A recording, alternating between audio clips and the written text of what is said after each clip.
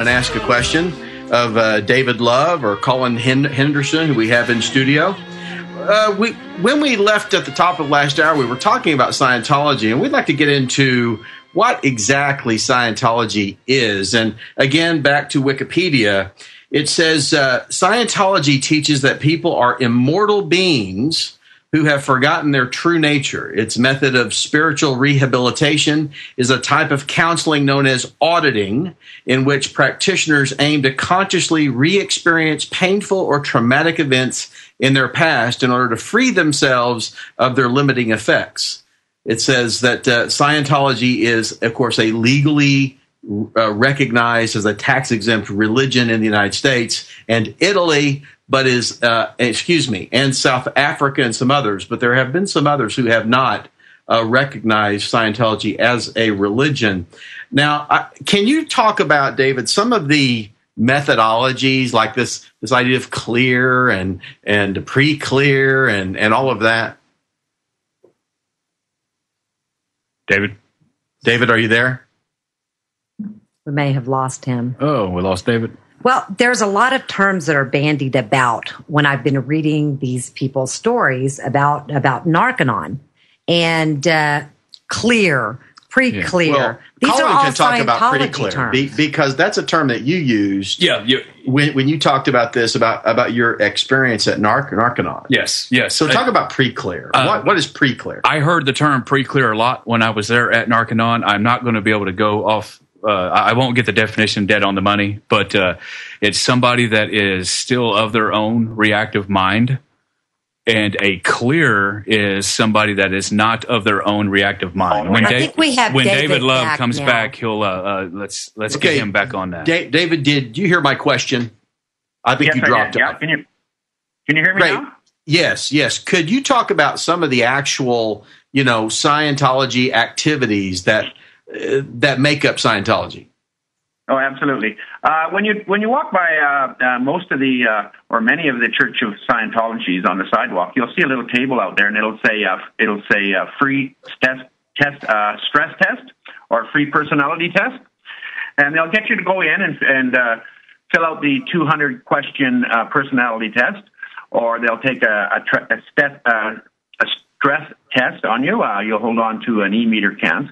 And, all people in society, they want to be better people. And so they analyze the test after you take it, and they'll look at you and they'll say, you've got these issues in your life. We can help you with that. And for $75 program or whatever the fee is for the beginner, we can help you with that. So you'll take that, you'll pay for the course, and then after you take that, they'll look at it again. They say, well, for $1,500, you can take this. And so what they do is they start doing auditing processes on you to clear out your reactive mind and remove the N theta, because it's the theta spirit that they believe in. It's called the Satan. And as you work your way up, and you go all the way up to $300,000, $400,000, $500,000 before you're finished into clear and the operating Satan levels.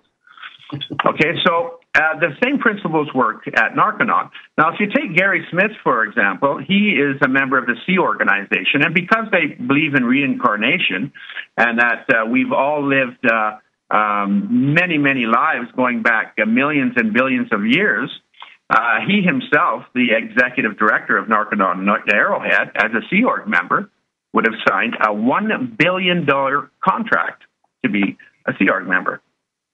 So it's really incredible stuff.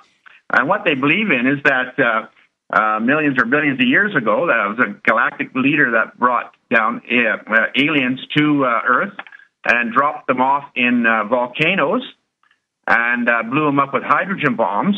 And these spirits that were left around are the ones that are in our body and that we have to get rid of. So they are possessing the whole of humanity who are unclear. Is that right? That's true. That's right. Yeah. Now, exactly. Yeah. Now, could you talk about sea organizations? Explain what those are.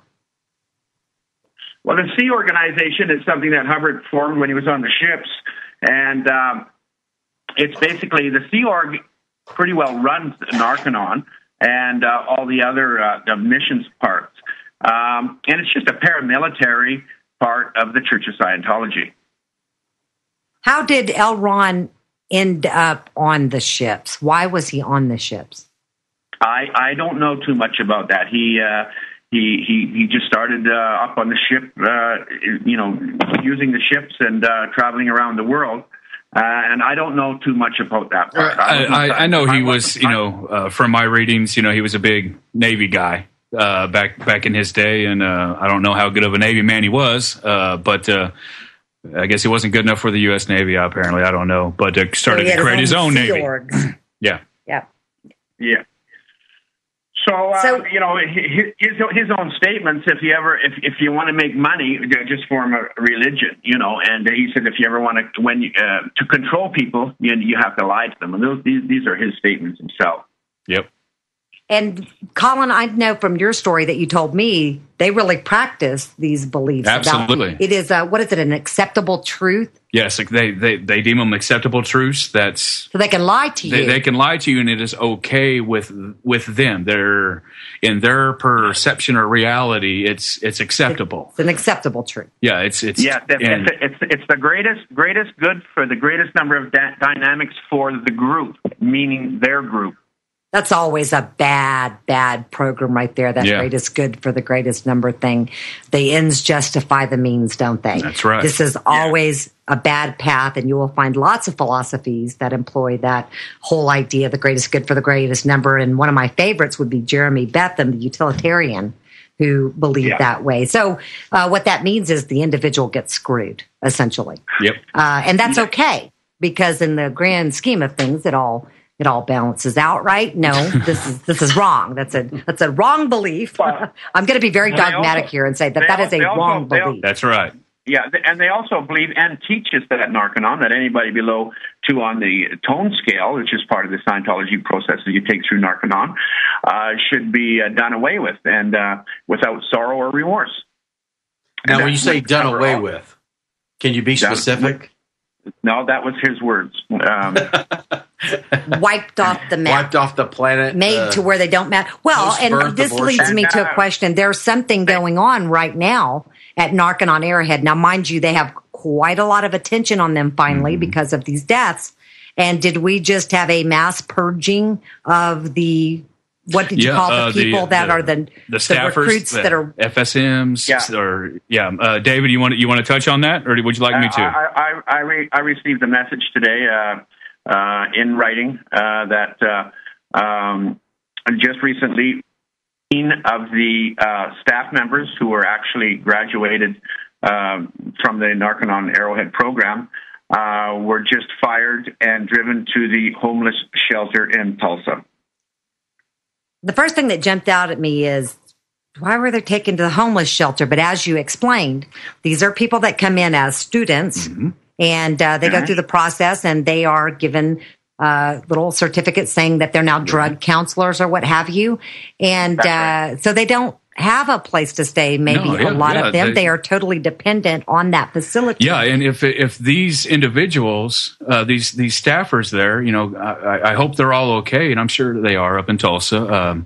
But they were being essentially disconnected from Narconon. And you're using that word, that is an actual term, disconnected, because my first thought was, well, they're getting a lot of heat.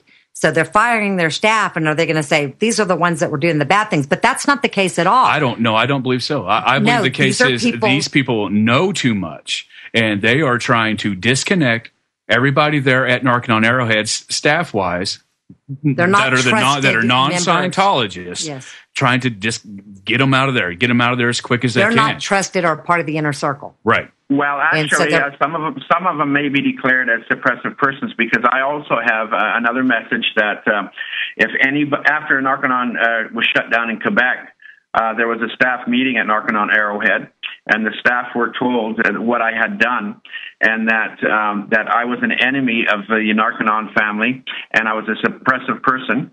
And if any of the staff members at Narconon Arrowhead were caught speaking to me, they would also be declared suppressive persons, and they would be fired immediately. Now, if any of these patients had been caught talking with each other, overheard about what was going on, they could easily be classified as being in a PTS condition or suppressive person. And that's their doctrines and religious philosophy, that they need to clear out these suppressive persons and not have any contact with them, because that affects the condition that they're in. They'll drop from affluence down to being in emergency or doubt. It's very complex. I'm sorry. PTS, just for the folks out there, what PTS stands for is potential trouble source. Right. Just wanted to clarify that. And what you were doing, David, was speaking out, and that's why you were declared a suppressive person. Right. Anybody who speaks out against Scientology or says anything negative about them is declared a suppressive person. And anybody connected to that suppressive person is declared a potential trouble source. So even at Narconon, the patients are encouraged and coerced into disconnecting from their wives, from their husbands, from their mothers or fathers, if any of them have spoken out against the Church of Scientology. Yeah, and then they get into, I'm going to jump into fair game here, on a lot of stuff that has happened to you, David, up there in Canada. Fair game is the practice within Scientology that's pretty much coming through what's called OSA, which is the Office of Special Affairs, which is pretty much the goon squad of Scientology. They come out, they'll harass the critics physically and psychologically. And I believe, David, you had a I'm just going to call him a lunatic, come up to you on the sidewalk when you were solo one day outside the org in Montreal and got a little frisky with you, did he not? Oh, yeah. He was trying to intimidate me into pushing him or touching him, but the reverse happened. He ended up pushing me, and I had to file an assault charge with the police department. But I've had them at my door trying to look in my apartment. I've had them follow me. I've had threats, my family, and I've also had them post my confidential patient files on the internet after Narconon Arrowhead was shut down. They've tried many things to intimidate me and harass me, and also to intimidate potential witnesses for the Human Rights Commission who are investigating them. So they've said right on Facebook that if anybody stays connected to me, that they're going to be disconnected from Friends of Narconon. This is something that they have in common with a lot of other cult/religions, yes, of shunning you or and also going after you. We'll talk more about this fair game when we come back. We're talking to David Love from Canada, Colin Henderson from Oklahoma. We're talking about Narconon Arrowhead and Scientology. Stay with us. You're listening to Axxiom for Liberty. How free do you want to be? I want to remind you of the call-in number. That area code